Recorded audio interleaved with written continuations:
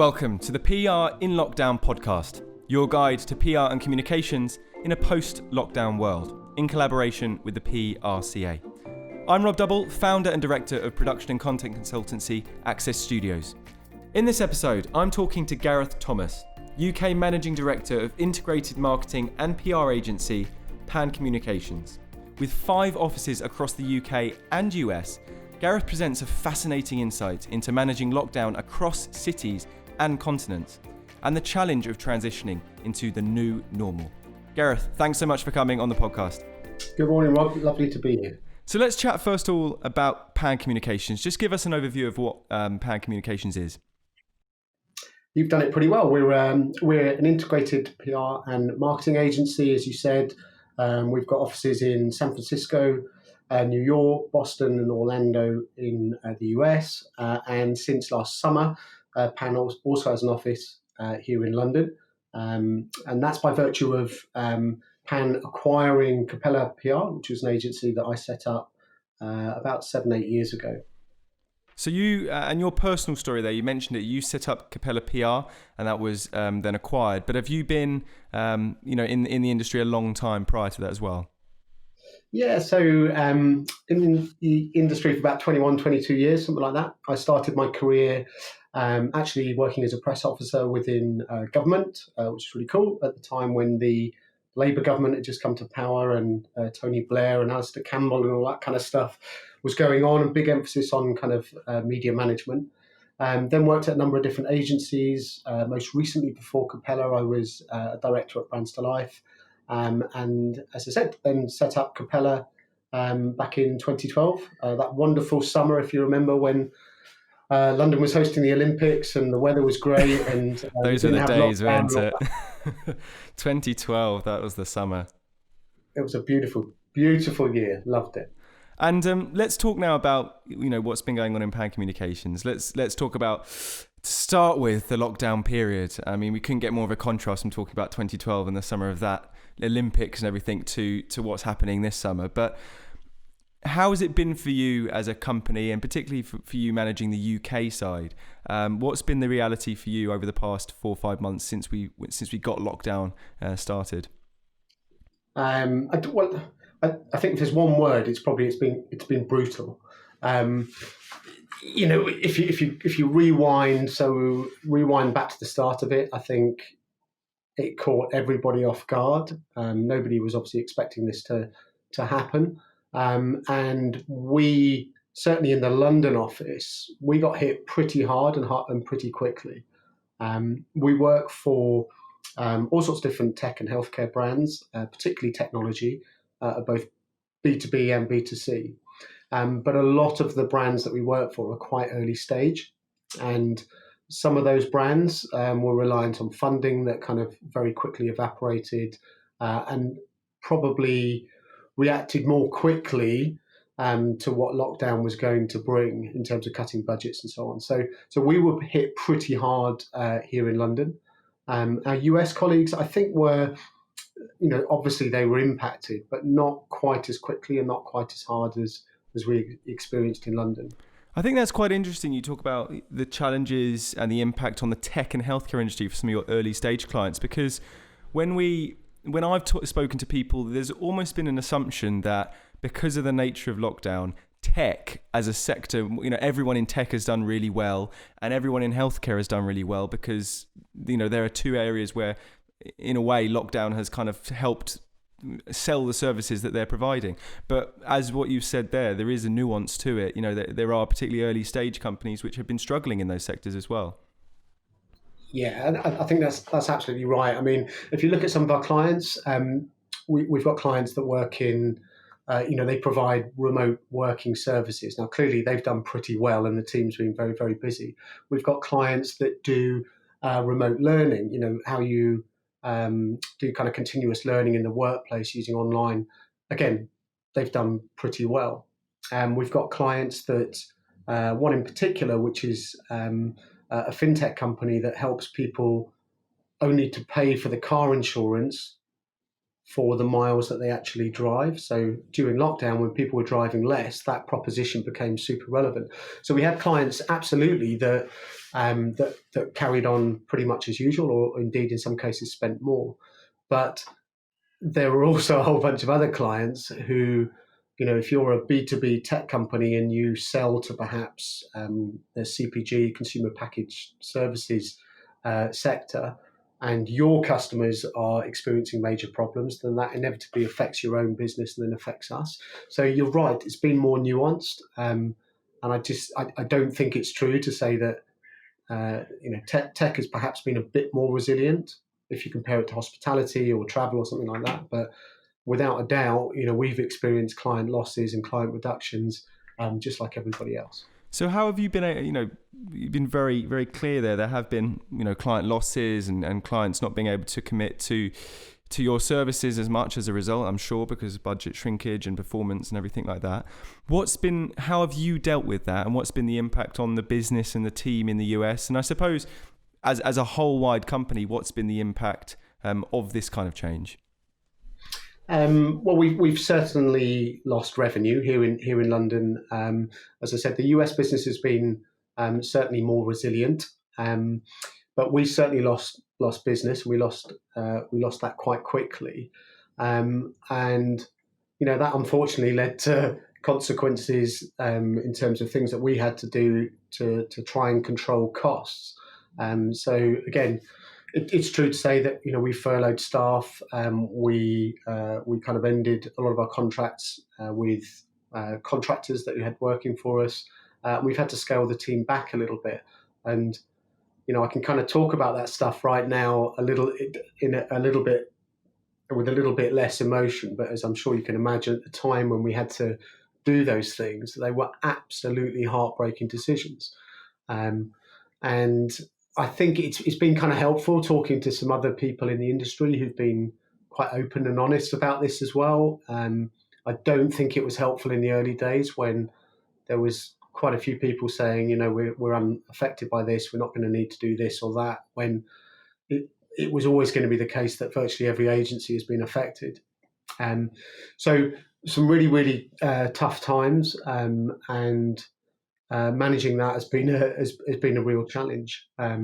But I would say right now, we're in a far stronger place, and perhaps we'll come back to that in a little bit. But it's certainly true to say it's been the biggest challenge that I've had in my career, and it beats like the amazing, massive brand, multi-country pitches that I did earlier in my career, or launching an agency, where I put everything on the line 8 years ago to launch the agency.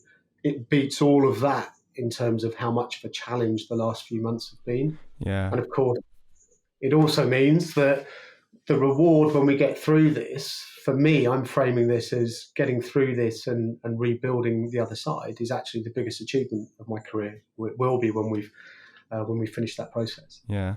I mean, you've gone through there really, really sort of well how you've had to respond and the impact. How did you personally, as the the leader in the UK, how did you manage that? How did you deal with what you had to do and had to respond, both personally, but also how did you bring the team along? What were your priorities, and what were you very keen to do in the way of managing that process?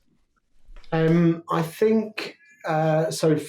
For me as a leader, actually, us becoming part of Pan Communications, a much bigger group with 160 people around the world, it probably couldn't have come at a better time, right? Because actually, anybody who runs an agency knows that it's sometimes quite lonely at the top. You kind of have to you bear the weight. Everything that's going on, and you carry a lot of weight on your shoulders. So actually, for us, having the benefit of colleagues in the States who were ultra experienced as well to lean on was really helpful for me personally.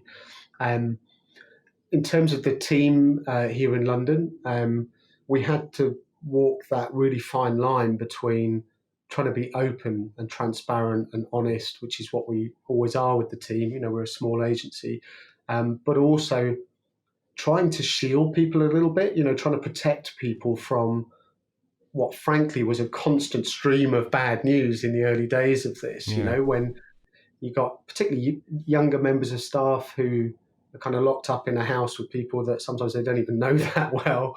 They're dealing with all that kind of stuff already, and then trying to get it right about being honest and open, but not unnecessarily worrying them at a time when they're seeing friends get made redundant and all that kind of stuff was a really fine line to balance. Yeah.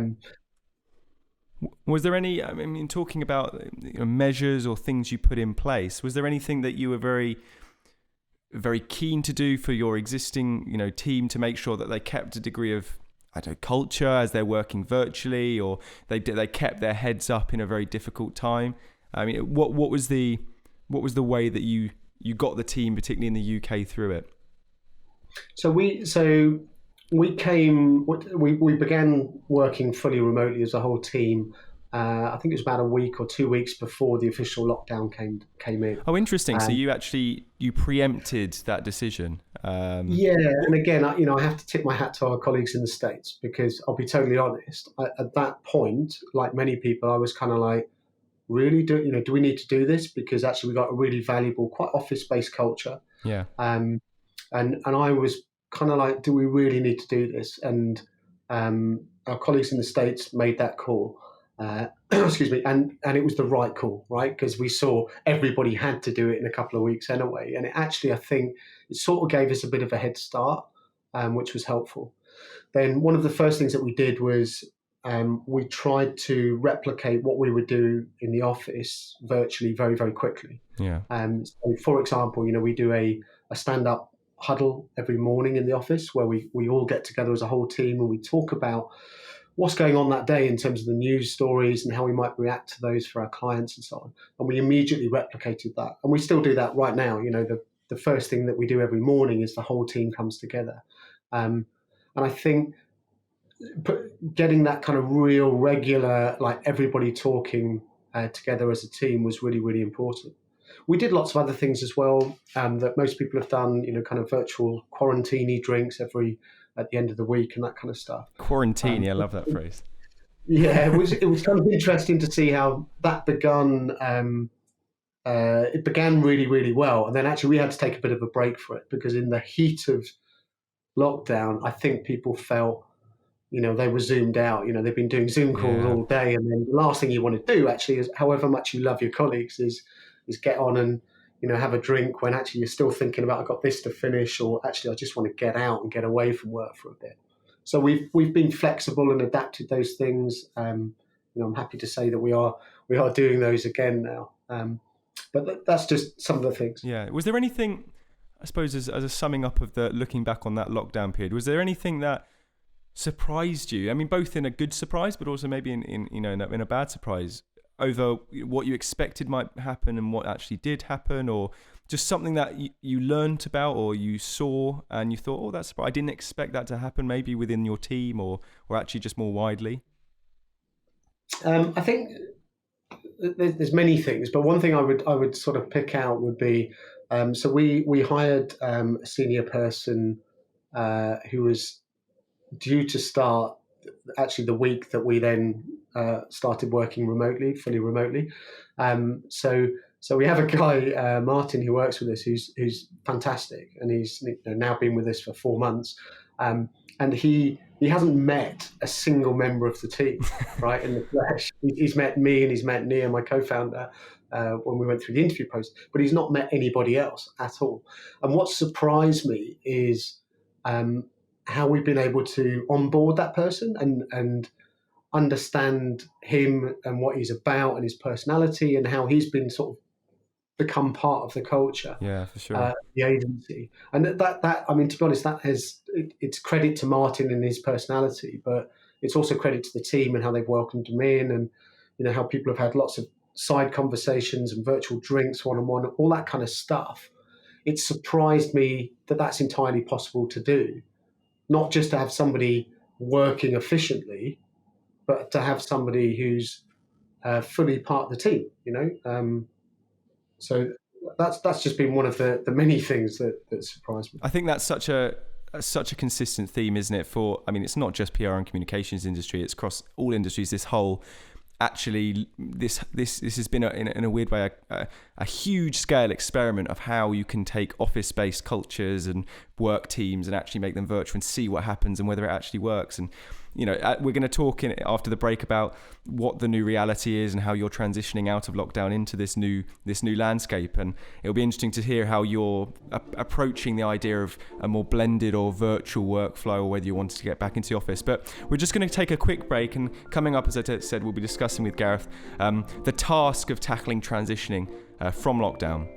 Don't forget though, this is an ongoing podcast series, so if you're liking what you're listening to, subscribe to us on your preferred podcast library, or if you prefer video podcasting, you'll see Gareth and I's smiling faces on YouTube in the form of a video podcast. We'll be back just after this very quick break.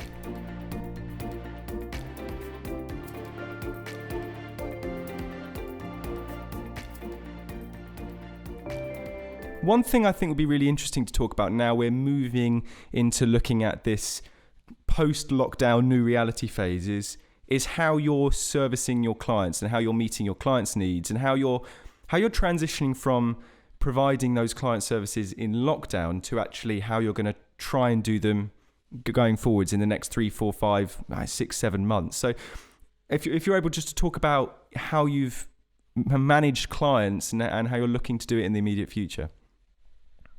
Yeah, sure. So managing clients during lockdown, it did obviously come with some challenges.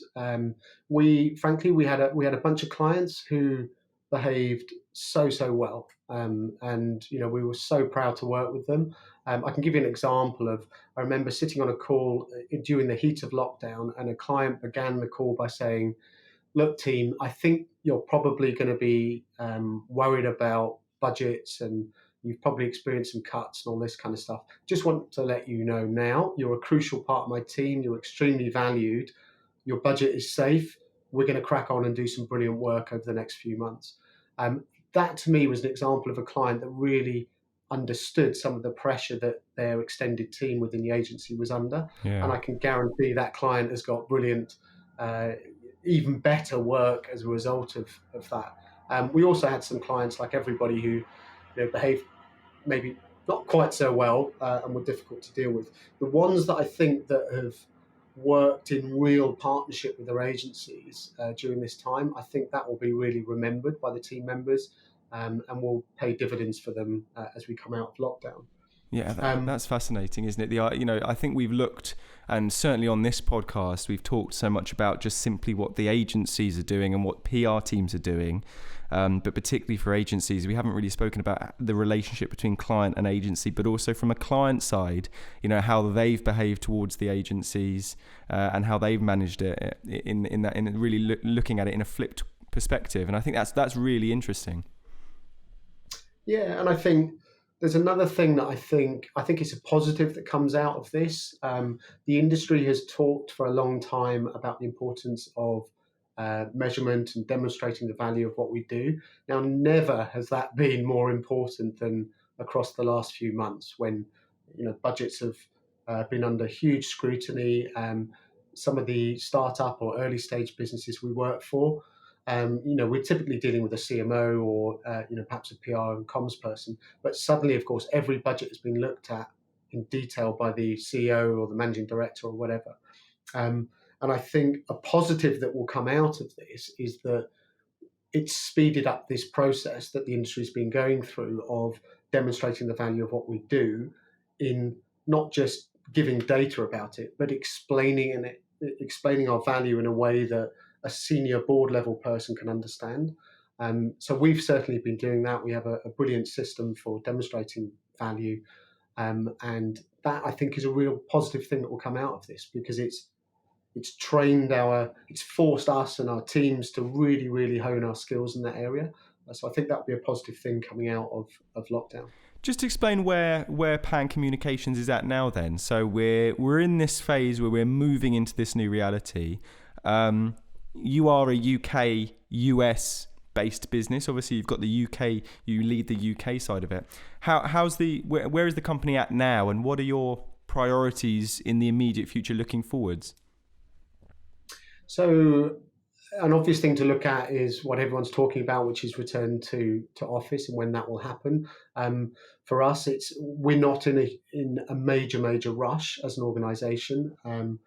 We like, wherever possible, to try and do things as one pan, if you like. And of course, coronavirus complicates that because it's operating at different speeds and in different ways in different parts around the UK and the US. Needless to say, we're not in a rush, as I said, so we probably won't be into the office until the back end of this year. Like most agencies, again, we've proven that we can work very effectively remotely, and that's all well and good. We can do that for clients.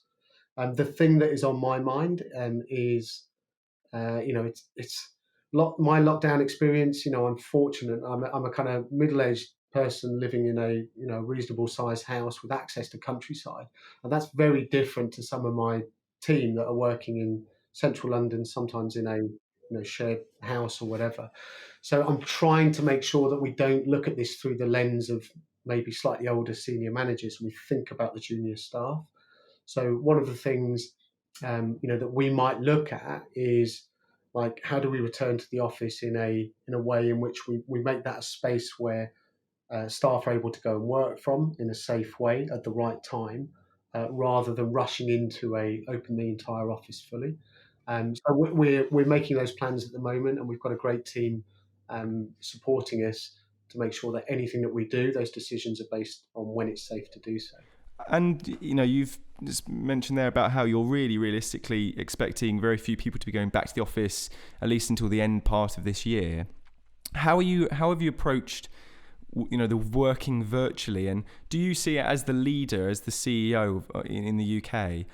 Has it been a challenge for you? Do you see it as an opportunity, or particularly, do you have any concerns around leading in a virtual only team, or trying to keep a team culture or company culture in that kind of way?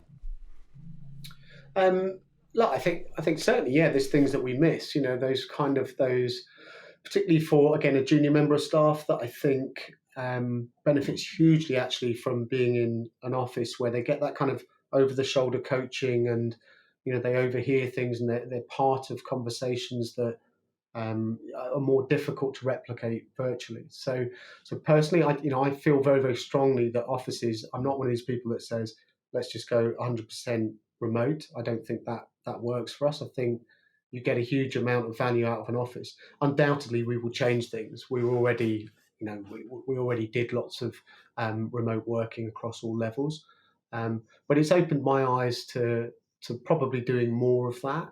And I think I think the junior staff will appreciate that. We've also got things like right now, because we're not going in quickly. We've said to the team, look, if you want to go and visit, stay somewhere else in the country, or visit friends who might live overseas. We have staff that are, not British nationals. We said, of course, you can go and work wherever you want to work from. Go and spend a week in Spain or a week in Russia or whatever. That's not a problem for our staff. So we're doing things like that as well. How do you deal with, you have a number of offices in the UK, but you're also a UK, US based business, and you're part of that wider team and that wider network. How have you found, as the UK CEO, dealing with the fact that the US is in a different position to the UK in terms of the pandemic, and that might come with it, I assume, some different attitudes to risk, or different perspectives, from the US side and the UK side, and I assume one of your tasks is to try and bring that together into a homogenous, single policy and perspective for the company. Well, I think actually there's loads of similarities, right? So it's been really helpful for us to hear from our US colleagues how, for me as a manager, like, what are you experiencing, somebody my equivalent in the States, with your team, and kind of trading notes. So actually that's been really helpful. And the similarities, if you look at our New York office, they're structured very similarly to us. They have lots of perhaps younger staff who are kind of in apartments or whatever in New York, and they're experiencing the same kind of pressures. So actually trading notes in that way has been really helpful. I would also say that As I said earlier, coronavirus is impacting the UK and the US in kind of different speeds. And again, in some ways, that's been helpful because I think we experienced a lot of things in the UK probably a little bit sooner than the US saw them. So we've been sort of like, the canary in the coal mine, if you like, for the US to learn from. Um, and I think that's been helpful for them. And then similarly, right now, we're learning stuff from them as well. I think I would also say I think Pan has been fantastic in understanding that we need to do things slightly differently in our different offices, not just the UK, US, but Orlando is experiencing very different things from Boston, and we're trying to be consistent around many things, but at the same time, we're having the flexibility to do things slightly differently in different offices. Let's just have a look now at the PR industry and communications industry in the long term. This undoubtedly is going to have a big impact. We've spoken about the impact it's having, for Pan communications, but also more widely. What has been the key things that you've noticed, or something the way you've really seen something and gone, my goodness, this is going to have a big ripple effect in the industry, or I can see already the impact that this is having on PR and communications? Well, one I would certainly talk about is the impact it's going to have on people, and specifically people's careers within the industry. So right now, I'm pleased to say that we're doing well as an agency again, right? We pitched 4 bits of business this week, so the market is getting a little bit better for us, and that means that we're hiring. So, and this, just wowed me. So this last Saturday, we put out an advert for an account executive, an entry-level position. On that Saturday, we had 40 applications for that, which kind of wowed me in a way. That's quite a lot in one day. 4 days later, we'd had 387 applications for that one position. 387 applications for one single position. Which was just, to me, that's quite mind-blowing. And on the one hand, as an employer, I kind of go, fantastic.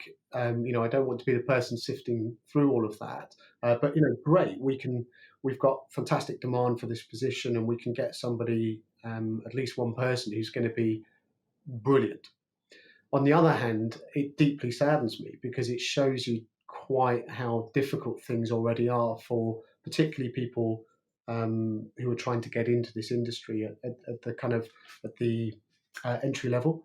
So it shows how difficult that is, and I'm sure that is a reflection of lots of people being furloughed or made redundant. Plus, of course, you've got graduates coming onto the market right now who are struggling to find opportunities to find work. And I think what's, from what you hear and read, particularly, I think PR Week had an article where, the point was made how redundancies in terms of agencies might not be at its worst yet. That might come when the furloughing scheme ends. We still are in a furlough period where people can still support their workforce with government support. And so what's going to happen when that ends, and what's the impact on that? In terms of the size of the number of people who applied, and then clearly the number of people looking for work, do you think that's going to have any additional or secondary impacts as well in terms of the way people get into PR and the way people get into getting experience in the early stages of their career? Yeah, well, I think so. Interestingly, what this has done is it's completely flipped the relationship between employers and candidates. Because obviously for many years we've had almost full employment, and actually candidates have been able to move around a lot and pick and choose the employer that they go for, and that's kind of flipped around the other way. Now one of the consequences of that that worries me is that we end up back in a position where the industry was maybe 3-4 years ago, where you start to see the rise of unpaid internships and all that kind of stuff again, which I think by and large the industry has done really well to get rid of. But I'll give you an example. There was a couple of people who applied for that position that I wrote to directly and said, look, actually, we're looking for somebody with a bit more experience, but we'll keep you on file. And their immediate response was, look, I'm prepared to work as an intern. I'll work as free. I'll do anything. I need the experience. And I was kind of like, that's not good. That's really not good, because that doesn't serve the industry well or those individuals. So at PAN, certainly we will be looking at restarting work with internships, but we'll certainly do that on a paid basis. And I really hope that the industry as a whole resists the temptation to misuse that power that employers now have, which is the ability to pick and choose from a far wider pool of candidates. Yeah, I think that's a really interesting point, particularly looking forwards. And it's something I think the government in the UK have been aware of, because we've seen the initiative over apprenticeships as well. It was trying to encourage employers to think about apprenticeships and giving actually incentives, financial incentives to make those opportunities available. I mean, it'll be really interesting to see what happens with those over the next six months to a year as well. I'd agree, Rob. And just to say, I mean, we've worked with 3 apprentices through the PRCA and really enjoyed that experience. We haven't done it for about 12, 18 months, but it's certainly something that we will look at again, because it's a really good structured way, first of all, to get people into the industry, but secondly, actually to recruit from a pool of people that you might not normally be able to get access to. So in the past, through the apprenticeship scheme, we had people from a BAME background, people from a non-university background, because we were making a conscious effort to try and make sure that we gave opportunity to people who were brilliant, but just wouldn't come through the traditional recruitment channels. Yeah. So that could be a positive consequence of all of this.